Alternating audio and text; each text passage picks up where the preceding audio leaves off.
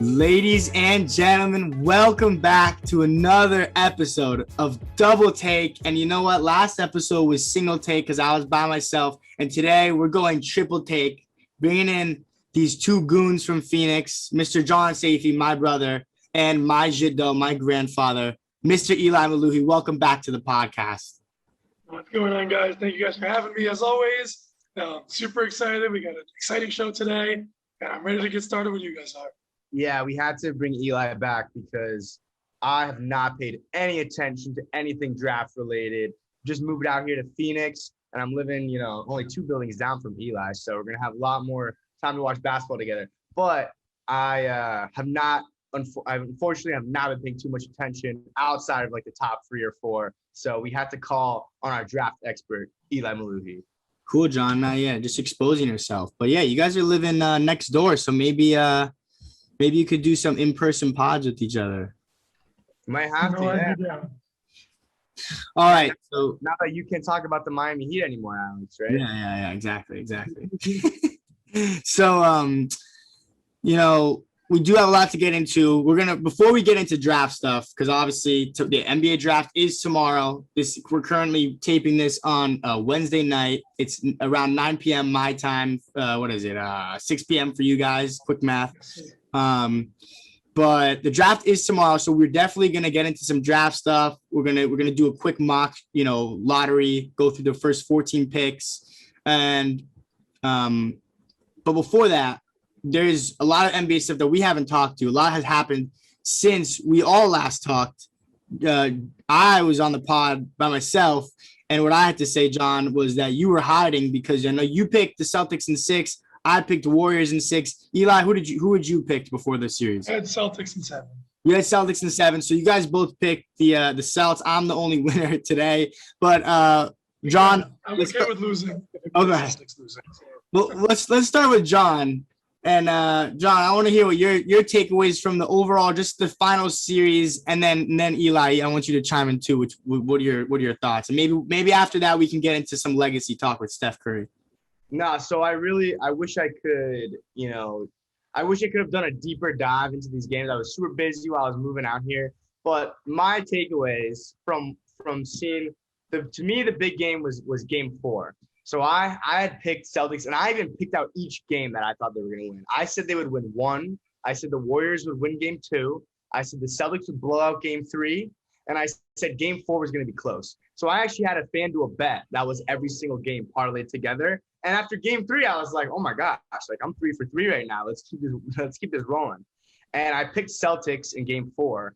And of course, I ended up ruining myself because I knew the Celtics did not look good in a close game. Celtics weren't going to be able to close out against Steph Curry in a close game because they don't have any closers. I don't trust Jason Tatum. Brown sometimes is good. And you're going to trust Marcus Smart? Absolutely not.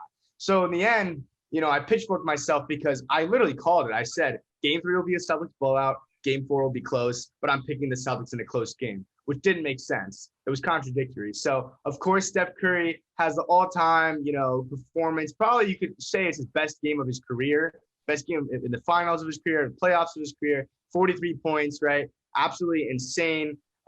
Just the shots that he was making and the way he was controlling the game, they were not going to lose that game in Boston. And if they lose, they're down 3-1. We've talked about on this podcast how different it feels being down 3-1 versus being even 2-2.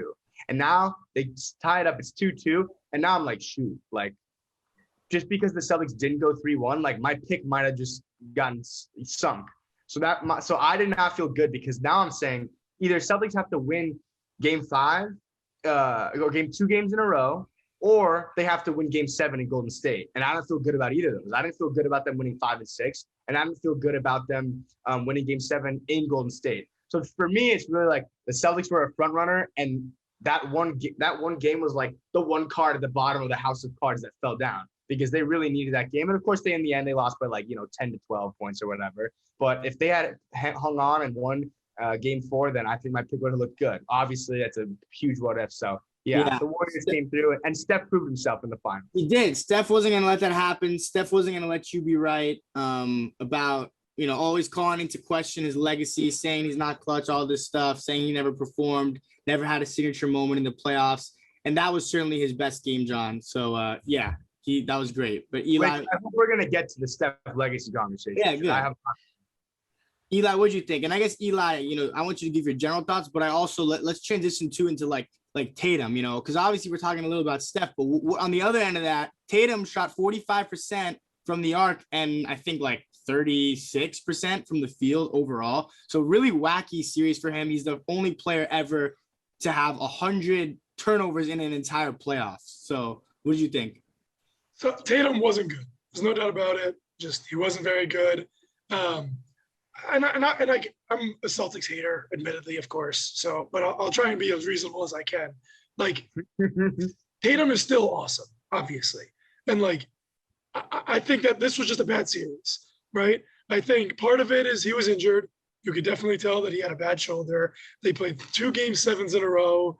Like, I think that there's enough there where you can say it was just a really bad series, no doubt about it. No defending him at all. Basically the entire series, right? He had a couple good quarters here or there. I think he had was it like 20 in the first quarter in one of those games. I forget which game, but he had some good games. But generally speaking, Tatum just didn't live up to what we think and know him to be, and that's okay. I mean, that's not okay. Like they lost the finals, but like in the grand scheme of things. Tatum will be fine. Tatum will be back. I still think Tatum. I know in our group chat we've had Tatum versus Brown discussions, and I think it's honestly crazy. Tatum is so much better.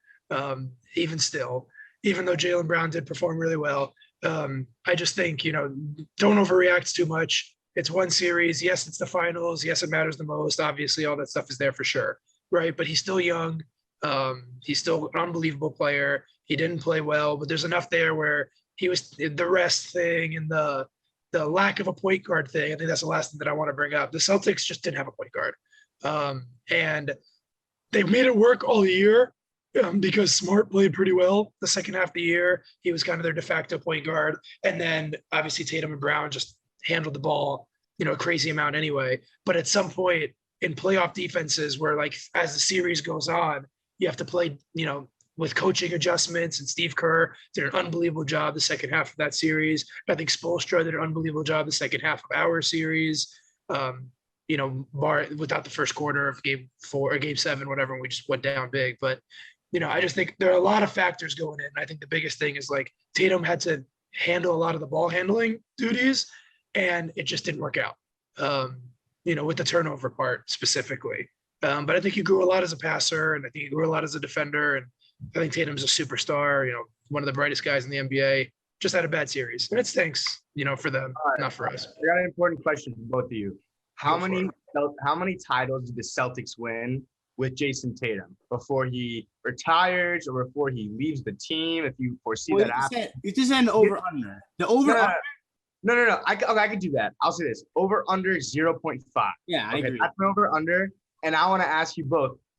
Give me a number. Like, just forget it. Gun to your head. What's the number that you're going to pick of the amount of titles Jason Tatum will retire from his career as? If you think he's on path to be a Hall of Famer or an MVP, I don't think so. I don't think he'll be an MVP. But what do you think? How many more titles do you think Tatum wins? I think that the safe pick would be 1, because currently how I see the East is I see it's Giannis and it's everyone else. But however, if it is going to be anyone else who has the best shot over the next 5 years, if you weren't going to pick the best player in the world, in my opinion, who also has, Drew Holiday and Chris Middleton will be right there with him, and the rest, hopefully that front office can figure out, filling in for Grayson Allen and Pat Connaughton. But if you're going to pick another team right after them, I look at the Heat, they're aging. I look at the Sixers, the Harden piece doesn't really, that's a little bit scary for me. The Bulls aren't a team that has a ton of upside. Who else has a ton of upside? It's got to be the Celtics. So between the Bucks, I don't think the Bucks are going to make it out of the East every year over the next 5 years, 10 years, whatever it is. And I also don't think whoever lives out West is going to be winning every single title. So as much as it pains me to say, the Celtics at least, I would be shocked if they won more than 1. And if they won 0, I wouldn't be shocked. But like, I feel like the safe number feels like it's 1. That's fair. I think your point, the case you made is very wonderfully said and definitely makes a lot of sense. I think I argue with the idea that the safe idea is what I think the safe bet is 0. Yeah. Not really because too much to trash the Celtics as much as we don't like them again. But like, it's just like, it's hard to win an NBA championship. I mean, like literally one person does it every year. And 4 of the last 6 or 7 or whatever it is have been the Warriors. 7, right? 4 of the last 7 have been the Warriors. Like, it's that hard to win an NBA championship. So like, if you had to put, if I had to put a number on it, I would probably say 0, but not really as like a trashing of the Celtics as much as it is like, it's just really hard to win a title. And without like a top 3 or 4 player, and I think Tatum is in the next tier. Tatum is probably like 6'7", 6'7", 8", something like that. Like, I think the safe bet is to just say that it's 0. And, that's just kind of the reality of the NBA, as rough as that is to say. I'm underrating the player mobility aspect because I'm really, my argument is I'm only thinking of the 2 teams who like currently constructed and for the foreseeable future, but like, the Heat are 2 years from now, the NBA is going to look so different. Yeah, exactly. Like the Heat in 2017 and 18 were like barely in the playoffs. And then look at that in 2020.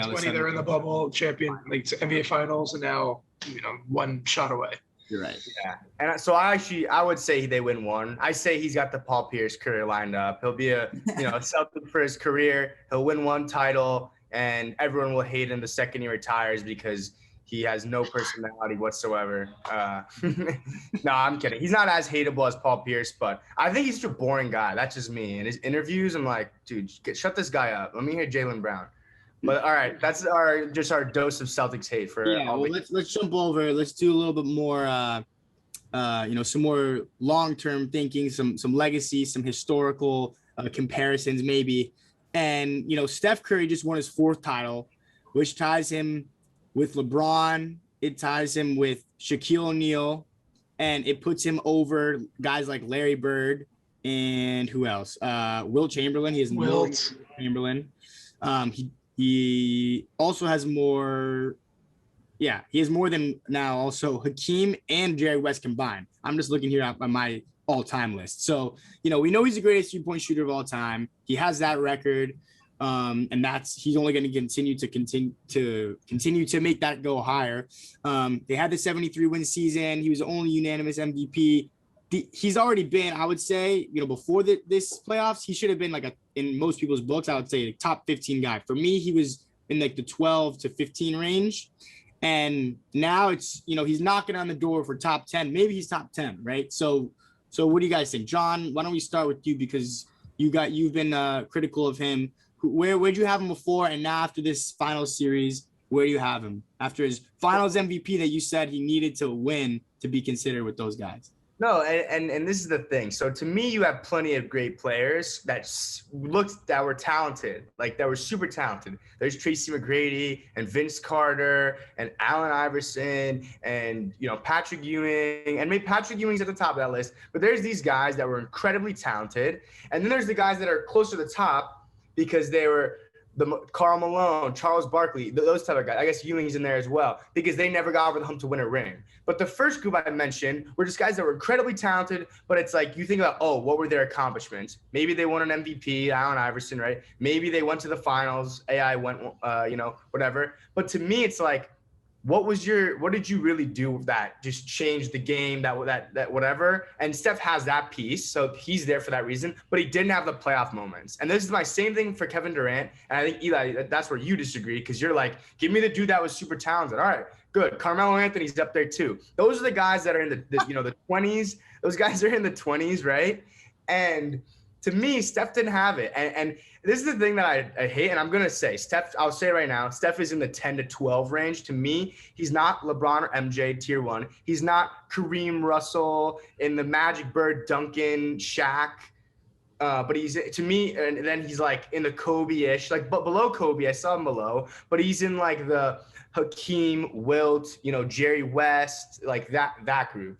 And when I say that, to me, it's like, I hate seeing all these things like, what are they going to say now? Like, night, like, Steph, bro. Like, to me, like, no one, like, and he's on SVP or what's it called? Russillo. Not Russillo. Scott Van Pelt. He's on the show after, right? And he's talking to Russillo and they're like, or not Russillo, my bad.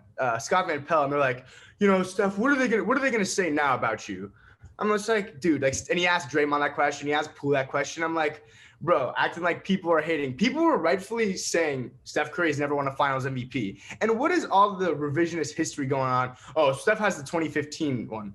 Do you guys not remember? It was 6 years ago. Why did the voters not vote for him? Why? Like, why did they not vote for him? They chose. That was, dude. That doesn't matter, John. No, let me go. They chose Andre Iguodala. Okay, well, like they had no reason to. Yeah, it was stupid. It should have been LeBron. And if it wasn't the worst award of our like lifetime, basically. Yeah, I agree. Eli. It should have been LeBron, and if not, it should have been Steph. It should have been LeBron James. Exactly. Guess what? Steph Curry was not good enough that they did not want to give it to the MVP who was a unanimous MVP and he was a back-to-back MVP. Yet they didn't want to give it to him in the finals. Okay, right? When has that ever happened? Probably never. Where an MVP did not win it in the finals. So my point in saying all this is, he's like, what are they gonna say now? Holding up his Magic Johnson trophy, the Bill Russell trophy, and the Kobe All-Star game. That was awesome. He had a great year. I didn't even think about it. He won all those trophies. That's sick. Awesome. You won your title. You got 4 rings. People are putting you in the top 10. But before that point, to me, you lost when Andre Iguodala won it over you. Then you choked after unanimous MVP. So imagine he goes Finals MVP in 15, Finals MVP in 16 after and didn't choke away a 3-1 lead. Now he's got 2 MVPs, 2 Finals MVP trophies, and 2 rings. And now let's say they don't pick up Durant.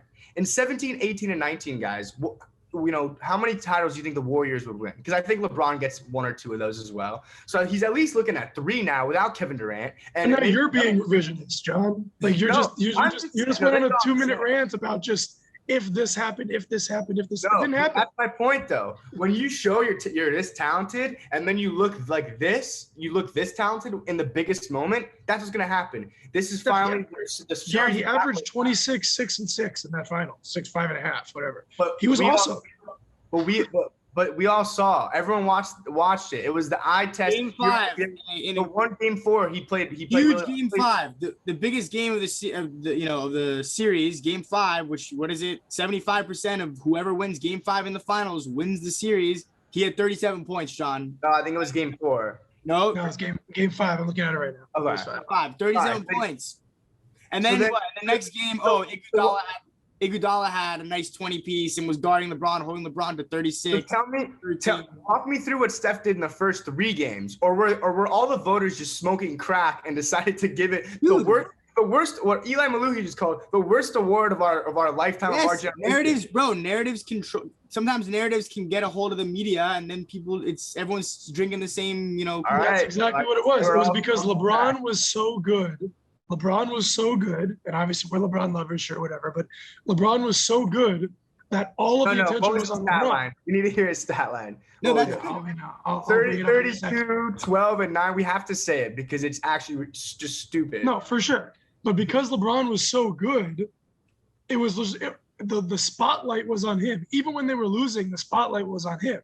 So when the spotlight is on him, the spotlight then in turn also is on Iguodala, the guy that's guarding him, who played well, obviously. I mean, Iguodala wasn't horrible. He shouldn't have been MVP, but obviously Iguodala was good, right? So it's just that where is the attention going? The attention was going on the LeBron-Iguodala matchup. The Warriors won, so Iguodala got the matchup. I think that's a great argument. That's a great argument, Eli. That's exactly what happened. It was everyone was focused on LeBron because LeBron was insane the whole series. He was the best player in the series, easily. And so they focus on Iguodala rather than Curry. Bro, look like Curry's stat line. We've seen guys win the Finals MVP with far worse stat lines.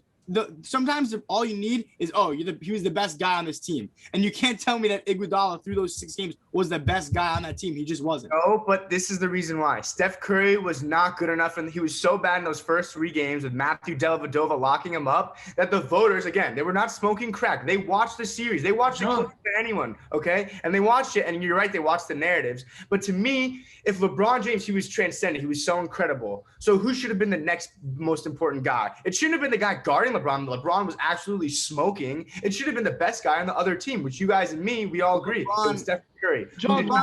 Steph had 26. Steph had 26 and 8 and 27 and 6 on 50% shooting in games 1 and 3. He was bad in game 2, no doubt about it. But in games 1 and 3, he had 26 and 8 and 27 and 6 on 50% shooting. Eli. But no one was outraged when Andre Iguodala won the award. Nobody was. You know when they were outraged? About a few months ago when we're looking at his legacy and we're like, wait, yeah, Steph's one of the top guys. We're romanticizing him, right? We're looking at one of the greats. We want to be able to say that we're watching one of the greats right now. And he is one of the greats. But I'm not going to let people forget that he didn't, like, to me, it's just such an important thing. No, it's silly, John. It's honestly irrelevant. That finals MVP is the most important award. It's irrelevant to his. If you want to talk about 2016, talk about 2016. 2015, like, just be quiet. The fact that they even were in the finals that year, a year prior, no one would have thought, oh, this team next year will be in the finals, let alone. Right. He won the regular season MVP award. You're right. No, a year before, in 2014, when they lose Game 7 to the Clippers in the first round, no one would say a year from now this team will win the title. And you have to get. Right, and then David Lee, gets injured. Draymond comes in. Steve Kerr comes in. The team Steph and Clay got better, and the team blew up. You're right. They took a step up, and he won the regular season MVP. And what happened in the finals? He didn't perform well, but because Kyrie Irving and Kevin Love were out, they ended up winning the title. And he was not good enough for the award voters to give him the finals MVP. That's what happened. Yeah, I think Eli and I will. To answer the question, Eli and I will take the W on this one. But yeah. All right, no. So where do you guys have him ranked? I think he's outside of the top 10. He's 11. He's in the questionably in the Wilt Chamberlain and Kobe conversation, but I think he's still just outside those two guys. Yeah, I mean, I think he's right there too. I mean, I think we all agree. It's just that John is. You're agreeing with us, John. You're just passionately in the other. It's like I am. It's like when you argue. It's like when you argue like we're gonna do with the draft in a little bit, right? Some people you're gonna hear me saying like, oh, I really like, versus guys I don't really like, but they're gonna be right next to each other, and it's just kind of the idea of like expectations more than anything, right? Like I might like a guy ranked 7 more than I like a guy ranked 8th, but if the guy ever ranked 8th, you guys have 4, like I'm gonna talk much worse about him. So it's like we agree 90% of it. It's just that you like begrudgingly agree. Exactly. We like passionately agree. That's my thing. Is like still his career is a career that like not many people have had. But to me, I still downgraded those 2 rings that he won with KD, and same thing for KD. 4 rings. Oh, to me, like Shaq's rings are way more impressive than Steph's. Like his Shaq's 4. That's higher in my book. So Shaq is still he's 9, Kobe, you could say, or he's 8, Kobe's 9. And, Steph, again, you could call him 10 or 11 or 12 with Wilt and Hakeem and those guys. So to me, he's still there, but yeah. Shaq's are like a smidge better. Like it's not that. I actually very much disagree. I think it's a longer conversation. I think Shaq's rings are not better. Yeah, because I mean, really quick. The NBA was worse. The NBA was so much worse. Yeah, but look who Shaq beat. Look who Shaq beat in the finals, and also Shaq having Kobe averaging 30 in the playoffs and in the regular season too. With him, that's to me the equivalent of the Steph and Durant kind of dynamic. Obviously, Shaq was better than Kobe. He won those finals MVPs. That matters. But Kobe. People, we look back and see, oh, Shaq swept with those finals MVPs. Kobe was just as good, Kobe arrived eventually, but he was very much still. Shaq was still the bus driver. Yeah. Kobe was the sidekick. He was great. Sure. But my point there is, and although the NBA was worse, it's the same thing as saying, well, Wilt Chamberlain was just so dominant. To me, it's the same. In 2017, the Warriors. That is my argument. Remember my argument against Bill Russell? Yeah, that's Bill Russell. That pretty much is my argument. Right. But how about this? To me, the Warriors were so good in 2017 and 18 because they just stacked the deck that it's like you could also say the NBA was equally as not good compared to that Warriors team compared to how good those Lakers teams were. I disagree with that. I mean, that's just an opinion.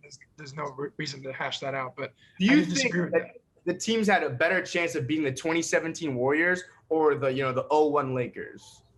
Well, we did see the 18 Warriors go to 7 games. So if we actually want to go by, I mean, they did almost lose, at least once, and that was only for 2 years, right? Like Steph was beforehand. We're talking about Steph specifically. I mean, the 15 Cavs were 30 times better than the 01 Sixers. Are you kidding me? Name 3 players on that Sixers team. Yeah, 15 Cavs. I mean, to me, they're comparable because it's LeBron and over AI, but it's LeBron and a bunch of scrubs at that point. Yeah, I mean they got hurt at the end, sure, yeah, but like just generally speaking, right? That was just an unlucky situation for the Cavs, right? Yeah. But like the entire rest of the NBA, I mean, I forget off the top of my head who they played in the 15 Western Conference Finals, but like probably better than I think it was the Rockets. They won in 4-1. The Rockets won. Yeah. Like that Rockets team was better than the Kings back then. Well, the Kings were really good too, but you get the point. Like the Blazers, like that's guys, still part of it there, and we obviously move on from this. But I'm still saying Shaq was just so much better than everybody else. I agree. I mean, I think Shaq is higher. I agree. I think Shaq is underrated, even long in the NBA history. Like I think he's underrated still somehow. Yeah. I think Shaq is one of the most dominant players ever. Like, I'm not doubting that. I'm just saying, like, I push back on the idea that his rings mean less because the competition, that makes a huge difference. Like, he beat Reggie Miller and name one other player on those Pacers teams. You probably can't. Chris Mullin, right? Okay, fine. Name 3. They got Mark Jackson. They got like 3 Hall of Famers on that Pacers team. Mark Jackson. So, I don't know who their big man was. So to that point, to me, Shaq was just so freaking dominant. Big white guy. Yeah. All right. Anyway, I think we're getting too far down the rabbit hole. Let's wrap it up. So last night on the episode I did alone, I made my way too early prediction for next season. I said Eastern Conference Finals, Bucks over Miami. I said Western Conference Finals, Nuggets over Dallas. And in the championship round, I have Giannis dethroning the back-to-back MVP, Nikola Jokic. We're not dethroning, but I guess, taking him down from this high horse that he's been on, at least in a lot of our eyes. So I have Bucks over Nuggets for the 2023 NBA title. I'm putting you guys on the spot. Who do you got winning it? Who wants to go first? Eli, you go first. Just so you know, Eli, these picks will be held against you a year from now. That's fine by me. So I also am going to pick the Nuggets in the West. They were my pick this year because I figured I hoped that Jamal Murray would come back, and I was banking on Porter Jr. staying healthy, which might not be the best bet at this point. But I'm going to do it again. I'll pick the Nuggets out of the West. I will have them beat the Clippers. And in the East, I'm so hard for me not to be biased. I'm going to do it. I think it's going to be Heat over Bucks in the East. And I'm saying that the Heat are going to beat the Nuggets in the NBA Finals. Love it, Eli. The only pick that we can't hold against you. So you have to, explain there. What happens? How do you got the Heat looking so good? So, the Heat were one shot away this year. I don't really see any reason why they won't be at least just as good, other than Lowry just breaking down, which is definitely possible. And Chris Middleton coming back. No, for sure. I'm just talking about the Heat right now. The Bucks are going to be really good. Alex has them winning the title. I have them losing in the Eastern Conference Finals. The Bucks are really good. This is not a knock on the Bucks at all. If the Bucks win in 7, I wouldn't be shocked, right? But I'm going to pick the Heat because I just think that the Heat are just going to get better. I think they have ways to get better this offseason. We won't go into crazy detail, but I just think the Heat have, good contracts they could trade. They have draft picks that they could trade. They're never afraid of making a move. We've been linked to a bunch of big time, trading for big time players. I just think that the Heat are right there, and I don't see why not. And yeah, maybe it's a little bit of bias, but Jimmy hits 1-3 and we're in the NBA Finals. We would have won. It's not that crazy. So, right. So I just think the Heat are going to get better. That's just for me, I'm in a similar boat. I'm going to pick my team, but there's one thing that I can't pick against when I'm picking my team, and that is just when we have generational talents like Giannis. And to me, for the next 5 seasons, I'll pick Giannis. I'll take him against the field until somehow, unless he's injured, unless his legs fall off, because to me, that's the only way you could seem to stop him. And you just look at the bad luck. The 2022 Giannis Antetokounmpo season is going to be one of the lost great NBA seasons of all time, right? He's in this conversation of – so they're coming off the title, right? And the teams – after winning a title, you got some veterans like Brook Lopez, who's a little bit injured, and you got, Drew and whoever – a bunch of their guys missed some time. So they were kind of coasting. And they ended up in an opportunity to win the number 2 seed, right? But who's looking at them in the 7th spot? Kevin Durant and Kyrie Irving. Apparently that scared them. and they throw that game at the end of the season. They let the Celtics take the number 2 seed. Okay. And because of this, what happens? Giannis Antetokounmpo, who has 40 points, I think, in 3 of the games in the playoff series, I think what's the stat? Like, no one's done it other than like Shaq. Actually, maybe Jimmy. Did Jimmy do it No, Jimmy did it twice. He hits 40 twice. But Giannis puts up 40 and 20 twice, and he had 40, I think, and it was like games 3, 5, and 6 or whatever. Giannis absolutely goes insane. And what happens? We have game 7, at home for Boston Celtics, and we all know the role players show up at home, and that's what happens. Peyton Pritchard and Grant Williams just shoot what? They made 12 threes or something ridiculous, and it was a blowout, and it wasn't even a game. And it did seem like Giannis ran out of gas right at the end. But we're saying if Chris Middleton is there, like that, to me, we're looking at a lost Giannis ring. Like when we're having the conversation about him, and I think he'll be in that. We just talked about Steph is in there with Hakeem and Wilton and those guys.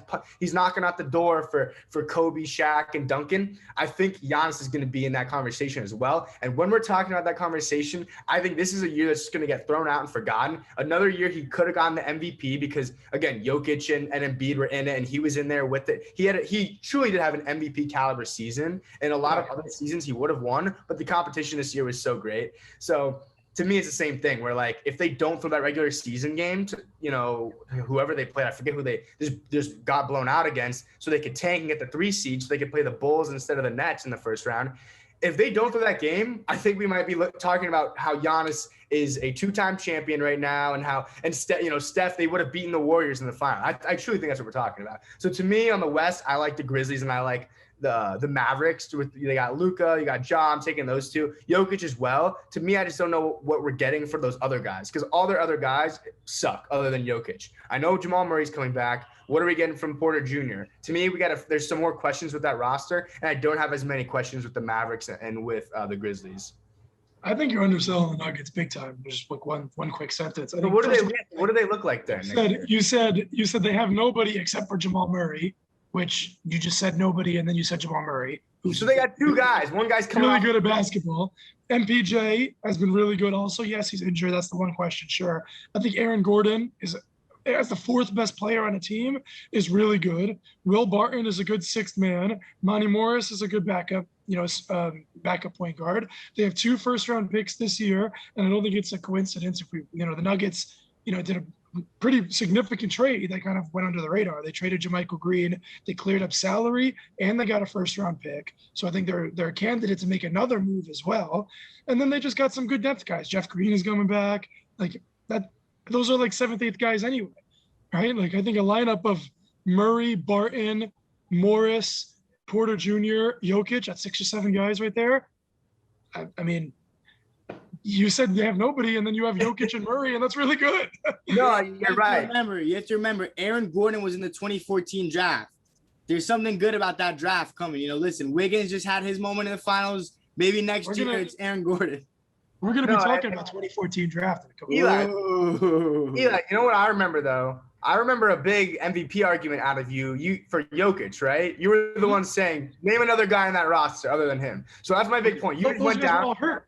No, I know, and you just gave me their championship 8. That does sound like a championship 8. If Jokic is a back-to-back MVP, that he's a unicorn, and all that. But to me, you only really need 7.